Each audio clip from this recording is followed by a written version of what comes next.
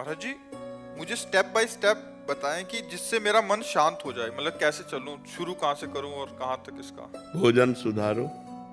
सबसे पहले भोजन सुधारो, अल्पाहार करो, नींद सुधारो। नींद सुधारने का मतलब 5 घंटे या 6 घंटे जो टाइम रखो वो रात्रि में होना चाहिए और ब्रह्म मुहूर्त में उठना चाहिए। अगर स्टेप बाय स्टेप चलना चाहती हो तो पहले भोजन सुधारो। आपका भोजन सात्विक होना चाहिए, पवित्र होना चाहिए और धर्म के द्वारा कमाए हुए धन से होना चाहिए। दूसरा, आप अपनी नींद सुधारो। नींद में 6 घंटे सोने को होने चाहिए। 10 बजे से लेकर 4 बजे तक कितना समय हुआ है? हाँ, 4 बजे ठीक ब्रह्म मुहूर्त में उठ जाओ। अगर आपको ठीक चलना है, भजन करना है, तो ये 7, 8, 8 बजे तक जो 9, 9 बजे तक सोते हैं, ये स्टेप बाय स्टेप भजन कर पाएंगे। इनका जीवन ही व्यर्थ है। सूर्य भगवान उदय हुए और जो सैया में सो रहा है उसकी आयु, श्री, कीर्ति, बुद्धि सब नष्ट हो जाती है।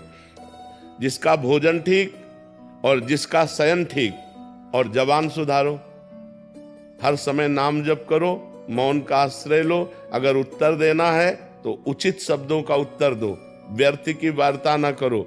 वाणी संयम में, जिसका सुनना संयम में।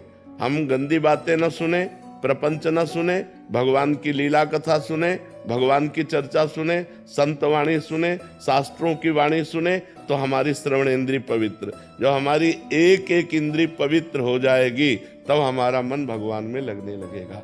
और समस्त शास्त्रों में वर्णन है, नवधा भक्ति से श्रेष्ठ कोई साधना नहीं है।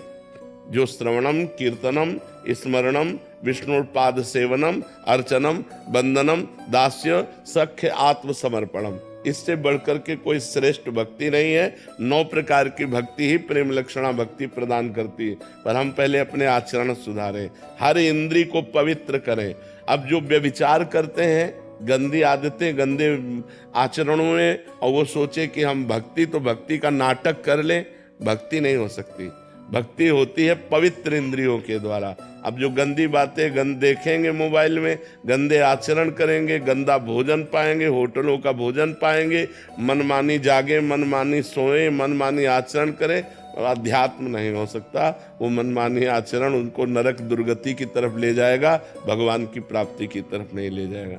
तो इसलिए पहले सुनना ठीक करो, देखना ठीक करो, बोलना ठीक करो, सोना ठीक करो, भोजन ठीक करो, और फिर 9 प्रकार की भगवान की भक्ति को अपने हृदय में धारण करो। भगवान का ही श्रवण, भगवान का ही कीर्तन, भगवान का ही स्मरण, भगवान का ही पूजन। भगवान ही हमारे मित्र हैं, भगवान ही हमारे स्वामी हैं। भगवान को आत्मसमर्पण, अर्चन, वंदन, इसी से भगवत प्रेम प्राप्त हो जाता है।